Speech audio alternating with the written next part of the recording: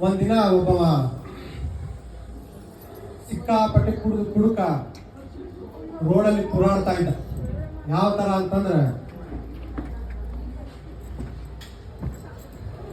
ಏನು ಗೊತ್ತಿರ್ರಿ, ಎಲ್ಲರೂ ಆರಾಮದಿರಲಿಲ್ಲ. ನಮಸ್ಕಾರ ಸರ್. ಅವನ ಎದುರಿಗೆ ಒಬ್ರು ಸಜ್ಜನರು ಬೆಟ್ಟಾದ್ರು ಆರಾಮದಿರಲಿಲ್ಲ ಸರ್.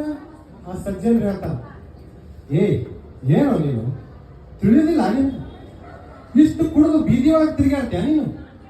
ಈ ರೀತಿ ನೀ ಕುಡಿದು ಬೀದಿ ಒಳಗೆ ತಿರುಗಾಡಿದ್ರ ನರಕಕ್ಕೆ ಹೋಗ್ತೀನಿ ನೀನು, ನರಕಕ್ಕ. ಏನಂದ್ರಿ ಸರ? ನರಕಕ್ಕೆ ಹೋಗ್ತಿದ್ರೆ ಮತ್ತೆ ಅವರು ಆ ದಾರು ತಯಾರು ಮಾಡ್ತಾರಲ್ರಿ, ದಾರು ಫ್ಯಾಕ್ಟ್ರಿ ಅವರು ನರಕಕ್ಕೆ ಹೋಗ್ತಾರ.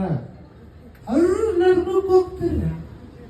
ಮತ್ತೆ ದಾರು ಅವರು ಬಾರ ಇಟ್ಟಿರ್ತಾರಲ್ರಿ, ಅವರು ನರಕಕ್ಕೆ ಹೋಗ್ತಾರ. ಅವರು ನರಕಕ್ಕೆ ಹೋಗ್ತಾರ.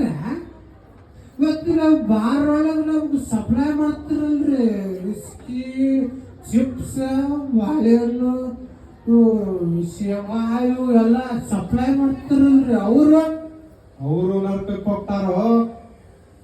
ಮತ್ತೆ ಪಾನ್ ಶಾಪ್ ಇಟ್ಟಿರ್ತಾರಲ್ರಿ, ದಾರು ಅಂಗಡಿ ಹೊರಗೆ ಸಿಗರೇಟ್ ಮಾಡ್ತಾರಲ್ರಿ, ಅವರು ನರಕಕ್ಕೆ ಹೋಗ್ತಾರ.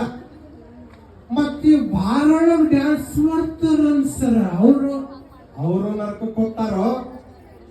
ಸರ್, ದಾರು ತಯಾರು ಮಾಡೋರು, ದಾರು ಮಾರೋರು, ದಾರು ಇವೆಲ್ಲ ಸಪ್ಲೈ ಮಾಡೋರು, ಚಿಪ್ಸ್ ಸಪ್ಲೈ ಮಾಡೋರು, ಸಿಗರೇಟ್ ಕೊಡೋರು, ಡ್ಯಾನ್ಸ್ ಮಾಡೋರು ಎಲ್ಲ ನರಕದಾಗಿದ್ರ ಅದು ನರಕ ಹೆಂಗ ಹಾಕದ್ರಿ?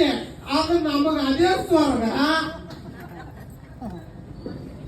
ಜಸ್ಟ್ ಹಾಸ್ಯ ಸಲುವಾಗಿ ಕುಡುಕರಿಗೆ ನರಕ ಅಲ್ಲಿ ಬೇಕಾಗಿಲ್ಲ, ಅದು ಇಲ್ಲೇ ಕಾಣಿಸ್ತದ.